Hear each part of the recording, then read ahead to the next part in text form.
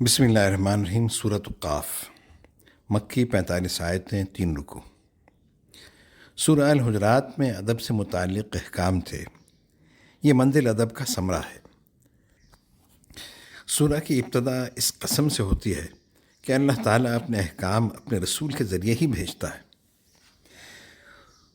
سورہ کی ابتدائی آیت ہی بیک وقت اللہ کی توحید، اس کی قدرت، سرکار دو عالم کی رسالت اور قرآن کی صداقت پر شاہد ہے۔ پھر روز مرہ کے مشاہدات سے حشر و نشر کی صداقت کو ذہن نشین کیا گیا ہے۔ واضح ہو کہ ایمان وہی لاتے ہیں جو سرکار دو عالم کا ادب کرتے ہیں، ان کی صداقت پر یقین رکھتے ہیں۔ محروم ایمان وہ ہیں جو محروم ادب ہیں، جو حضور کے متعلق طرح طرح کے شبہات میں پڑتے ہیں۔ دونوں کے لیے نتائج جدا ہیں، ایک کے لیے دائمی راحت، دوسرے کے لیے ابدی عذاب۔ گویا اجمالاً یہ بات واضح کر دی گئی کہ جس پر ٹھہرنا اور جس کے حکم پر عمل کرنا ہے وہ قرآن مجید ہے۔ اس تعلق سے قاف کو قف کے لیے بزرگوں نے سمجھا ہے۔ اسے خدا اور قرآن کا نام قادر، قدیر، قہار، قدوس، قیوم کی کنجی بتایا ہے۔ اللہ ہی تو قائم بالقسط ہے۔ گزشتہ منزل میں لا الہ الا اللہ کے ساتھ محمد رسول اللہ سمجھایا گیا تھا۔ یہاں قادر مطلق بزرگ قرآن کی قسم کھاتا ہے کہ محمد اللہ کے رسول ہیں، انہی کی اطاعت فرض ہے۔ اعوذ باللہ من الشیطان الرجیم۔ بسم اللہ الرحمن الرحیم۔ قاف والقرآن المجید بل عجبوا أن جاءهم منذر منهم فقال الكافرون هذا شيء عجيب أإذا متنا وكنا ترابا ذلك رجع بعيد قد علمنا ما تنقص الأرض منهم وعندنا كتاب حفيظ بل كذبوا بالحق لما جاءهم فهم في أمر مريج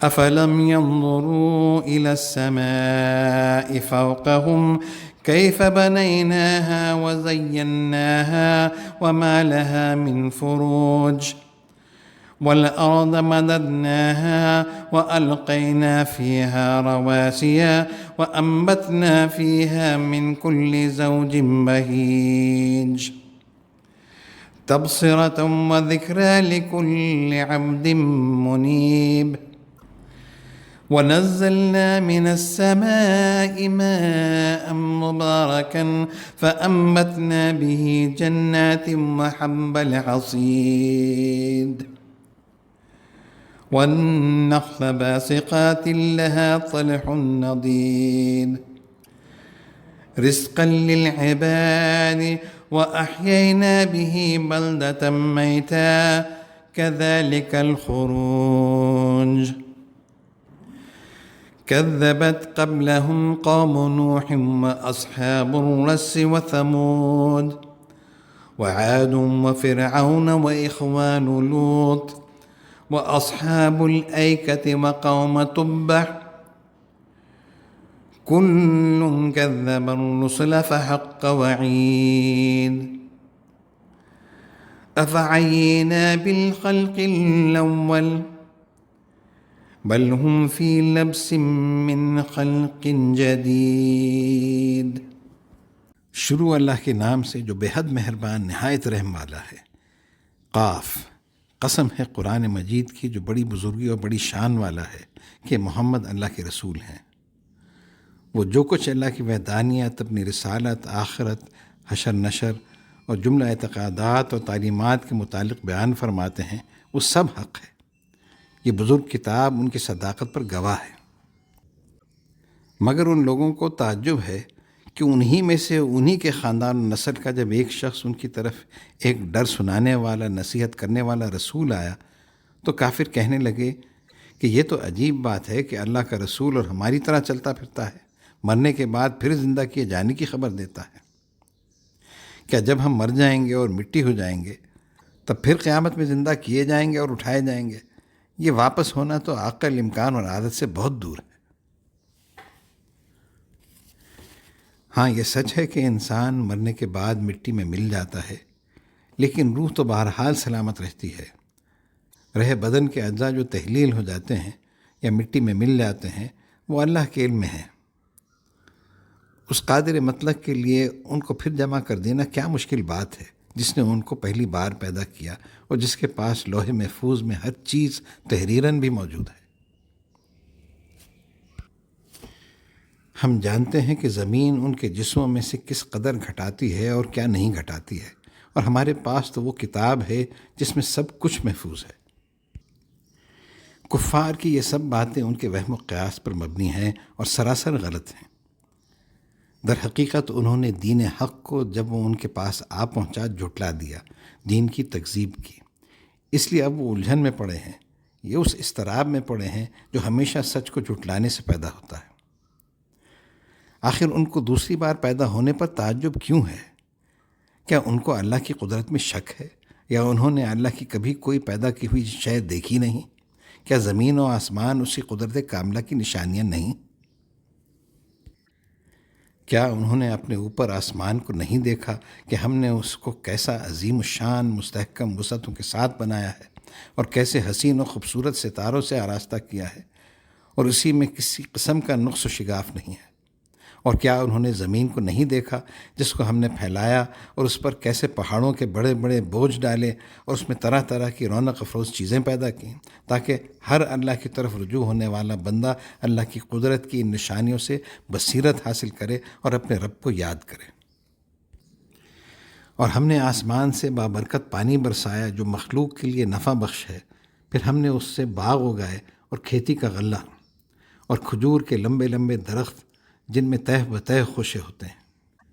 یہ سب کچھ اپنے بندوں کو روزی دینے کے لیے ہے۔ اور اس پانی سے ہم نے مردہ زمین کو زندہ کیا، اور جس طرح زمین سے درختوں اور کھیتوں کو تم اگتے دیکھتے ہو، اسی طرح قیامت کے دن تم کو زمین سے نکلنا ہوگا۔ اس دن اللہ کی حکم عدولی کی کسی میں جرأت نہ ہوگی۔ قیامت کے دن لوگوں کا دوبارہ زندہ ہو کر اٹھنا برحق ہے۔ لوگوں کے ماننے نہ ماننے کا سوال ہی پیدا نہیں ہوتا۔ اور جن قوموں نے اس حشر و نشر کو انبیاء کی تعلیمات کے بعد جھٹلایا، وہ تباہ کر دی گئیں۔ ان کفار مکہ سے قبل قوم نوح اور کنویں والے اور سمود بھی جھٹلا چکے ہیں، اور عاد اور فرعون اور لوط کی قوم اور بن کے رہنے والے اور طبہ کی قوم نے بھی۔ غرض ان سبھی نے رسولوں کو جھٹلایا تو ہمارا عذاب کا وعدہ بھی پورا ہو کر رہا، اور یہ سب قومیں تباہ و برباد ہوئیں۔ ان کا ذکر گزر چکا ہے۔ کیا پہلی بار مخلوق کو پیدا کر کے ہم تھک گئے ہیں کہ دوسری بار ان کو پیدا نہ کریں گے؟ نہیں، بلکہ بات یہ ہے کہ از سر نو پیدا ہونے کے بارے میں یہ شک میں پڑ گئے ہیں۔ ذرا بھی سمجھ سے کام لیتے، اللہ کی قدرت پر غور کرتے، اس کی تخلیق کو دیکھتے تو اس طرح تردد میں نہ پڑتے۔ اعوذ باللہ من الشیطان الرجیم، بسم اللہ الرحمن الرحیم۔ وَلَقَدْ خَلَقْنَا الْإِنسَانَ وَنَعْلَمُ مَا تُوَسْوِسُ بِهِ نَفْسُهُ وَنَحْنُ أَقْرَبُ إِلَيْهِ مِنْ حَبْلِ الْوَرِيدِ إِذْ يَتَلَقَّى الْمُتَلَقِّيَانِ عَنِ الْيَمِينِ وَعَنِ الشِّمَالِ قَعِيدٌ مَا يَلْفِظُ مِنْ قَوْلٍ إِلَّا لَدَيْهِ رَقِيبٌ عَتِيدٌ وَجَاءَتْ سَكْرَةُ الْمَوْتِ بِالْحَقِّ ذَلِكَ مَا كُنْتَ مِنْهُ تَحِيدُ وَنُفِخَ فِي الصُّورِ ذَلِكَ يَوْمُ الْوَعِيدِ وَجَاءَتْ كُلُّ نَفْسٍ مَعَهَا سَائِقٌ وَشَهِيدٌ لَقَدْ كُنْتَ فِي غَفْلَةٍ مِّنْ هَذَا فَكَشَفْنَا عَنْكَ غِطَاءَكَ فَبَصَرُكَ الْيَوْمَ حَدِيدٌ وَقَالَ قَرِينُهُ هَذَا مَا لَدَيَّ عَتِيدٌ أَلْقِيَا فِي جَهَنَّمَ كُلَّ كَفَّارٍ عَنِيدٍ مناع للخير معتد مريب الذي جعل مع الله إلها آخر فألقياه في العذاب الشديد قال قرينه ربنا ما أطغيته ولكن كان في ضلال بعيد قال لا تختصموا لدي وقد قدمت إليكم بالوعيد ما يبدل القول لدي وما أنا بظلام للعبيد۔ بسم اللہ الرحمن الرحیم۔ دوسرا رکوع۔ اللہ تعالیٰ انسان کی کمزوریوں اور اس کے وسوسوں سے باخبر ہے۔ انسان کو آگاہ کیا جا رہا ہے کہ یقین پیدا کر کے ان وسوسوں سے نجات پائے۔ اس بات پر یقین رکھے کہ حشر و نشر ضروری ہے۔ اللہ عالم الغیب ہے، جو کچھ اس کے رسول نے فرمایا حق ہے۔ یقیناً فرشتے اس کے اعمال لکھتے ہیں، وہ میدان حشر میں حاضر کیا جائے گا۔ اس وقت اس کو معلوم ہوگا کہ دنیا کے مزے عارضی تھے، خواہشات نفسانی نے اس کی نظروں پر پردے ڈال رکھے تھے، پیغمبر کے فرمان پر یقین نہ کیا۔ اس وقت سب دکھائی دے جائے گا، دوزخ نظروں کے سامنے ہوگی اور اللہ کا عذاب کا وعدہ پورا ہو کر رہے گا۔ اور یقیناً ہم نے انسان کو پیدا کیا اور اس کے دل میں جو وسوسے آتے ہیں ہم جانتے ہیں، اور ہم تو اس کی رگ جان سے بھی زیادہ قریب ہیں۔ آخر رگ بھی تو جان کے باہر ہے شاہ صاحب۔ ان لوگوں کو یہ بھی معلوم رہنا چاہیے کہ جب اعمال کو لکھ لینے والے دو فرشتے اعمال کے تاثرات داہنے اور بائیں بیٹھے لیتے جاتے ہیں، یعنی اخذ کرتے جاتے ہیں، ضبط کرتے جاتے ہیں، ان سے کوئی بات چھوٹتی نہیں۔ انسان کے منہ سے کوئی لفظ نہیں نکلتا مگر یہ کہ اس کے پاس ہی ایک نگہبان فرشتہ اسے لکھ لینے کے لیے تیار رہتا ہے۔ اور اسی طرح انسان کی زندگی گزر گئی اور حقائق کو منکشف کرنے کے لیے موت کی بے ہوشی طاری ہو گئی۔ یہی وہ موت ہے جس سے اے غفلت میں پڑے ہوئے انسان تو گریزاں ہے۔ اور اس موت کے بعد پھر ایک زندگی ہے، یعنی ایک قیامت کبریٰ اور بھی ہے، اور سور پھونکا جائے گا۔ یہی وہ عید کا دن ہوگا، یہی وہ دن ہوگا جس سے انبیاء علیہ السلام ڈراتے چلے آئے۔ اللہ کا وعدہ عذاب اسی دن پورا ہوگا۔ اور ہر شخص قیامت کے دن اللہ کے سامنے اس طرح آئے گا کہ ایک فرشتہ اس کو ڈھکیل کر میدان حشر میں لائے گا اور ایک فرشتہ اس کے اعمال پر گواہ ہوگا۔ انسان کے سامنے میدان حشر ہوگا، اس سے کہا جائے گا دیکھ تو اسی دن سے بے خبر رہا، اب ہم نے تجھ پر سے یعنی تیری آنکھوں سے وہ پردہ ہٹا دیا، بصر سے جہت اٹھ گئی، سو آج تیری نگاہ تیز ہے، تجھ کو وہ سب کچھ نظر آ رہا ہے جس سے تو منکر رہا۔ یہ اشارہ پاتے ہی فرشتہ نامہ اعمال پیش کرے گا، اور اس کا ساتھی یعنی وہ فرشتہ جو اس کی زندگی میں اس کے ساتھ تھا کہے گا کہ یہ ہے اس کا اعمال نامہ جو میرے پاس تیار ہے۔ حکم ہوگا اے فرشتوں تم دونوں ہر سرکش کافر کو جہنم میں ڈال دو کہ یہ ہمیشہ حق کی مخالفت ہی کرتے رہے۔ یہ کافر وہی ہے جو نیکی سے روکنے والا، حد سے بڑھا ہوا اور شک میں ڈالنے والا تھا، جس نے اللہ کے ساتھ دوسروں کو معبود ٹھہرایا تھا۔ سو اس کو سخت عذاب میں جھونک دو کہ اس کو معبود حقیقی کے انکار اور اپنی سرکشی کا مزہ ملے۔ اللہ کے اس حکم عذاب سے خود شیطان کانپ جائے گا، اپنی صفائی پیش کرنا شروع کرے گا۔ اس کا دوسرا ساتھی یعنی شیطان کہے گا اے ہمارے رب، میں نے اس کو گمراہ نہیں کیا بلکہ یہ خود ہی گمراہ ہو کر راہ حق سے دور نکل گیا تھا۔ اللہ تعالیٰ فرمائے گا ہمارے سامنے مت جھگڑو، اور میں تم کو دنیا میں پہلے ہی اس عذاب سے پیغمبروں کے ذریعے ڈرا چکا تھا۔ ہمارے ہاں حکم بدلہ نہیں کرتا اور میں بندوں پر ظلم بھی نہیں کرتا۔ اعوذ باللہ من الشیطان الرجیم، بسم اللہ الرحمن الرحیم۔ یوم نقول لجہنم هل امتلأت وتقول هل من مزید وأزلفت الجنة للمتقين غير بعيد هذا ما توعدون لكل أواب حفيظ من خشي الرحمن بالغيب وجاء بقلب منيب ادخلوها بسلام ذلك يوم الخلود لهم ما يشاءون فيها ولدينا مزيد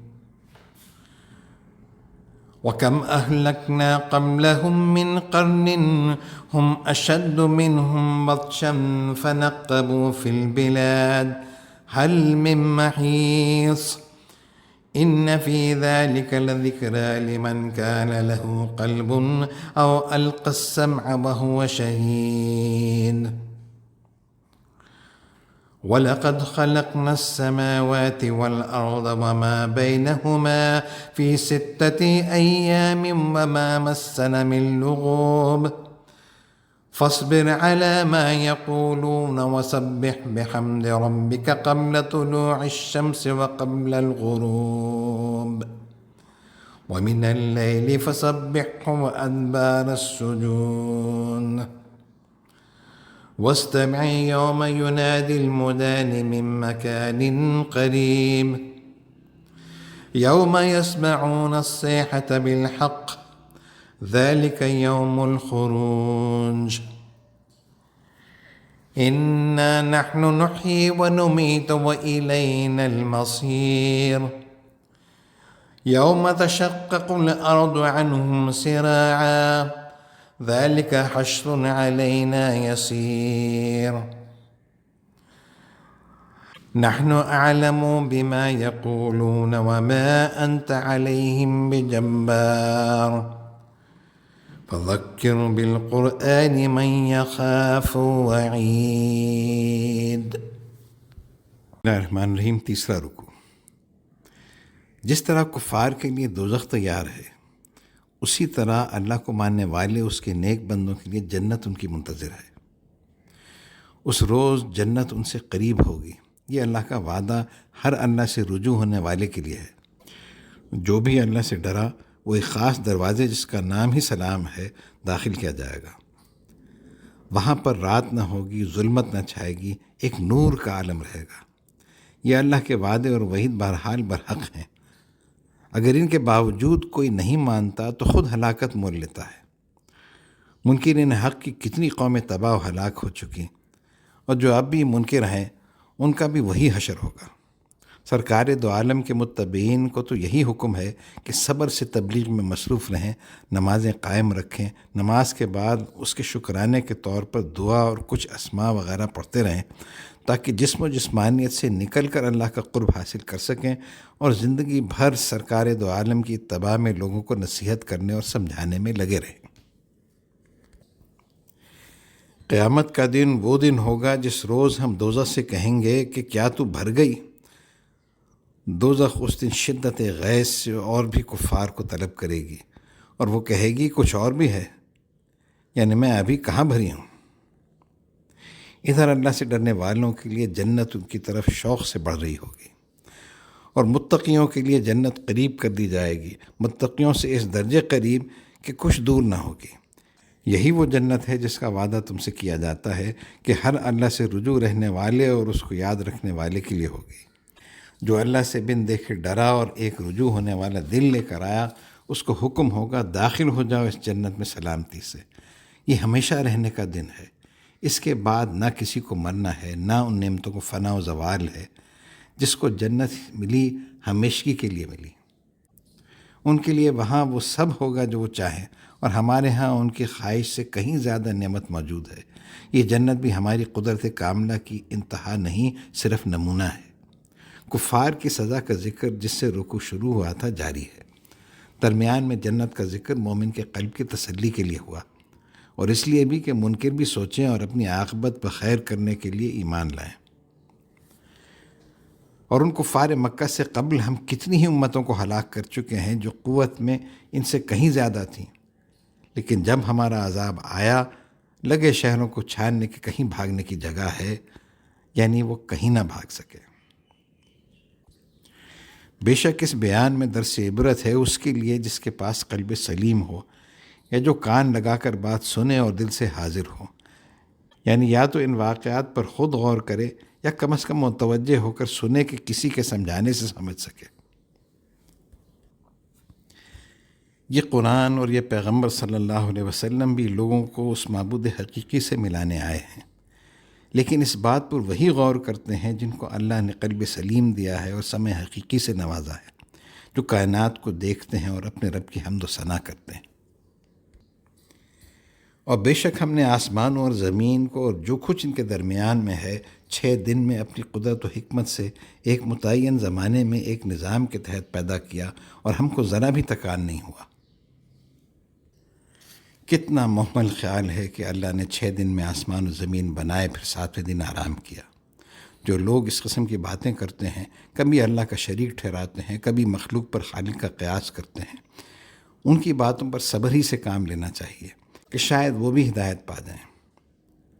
بندہ مومن بہرحال اپنے رب کی عبادت میں مشغول رہتا ہے، اور یہی عبادت اس کے لیے باعث تسکین ہوتی ہے۔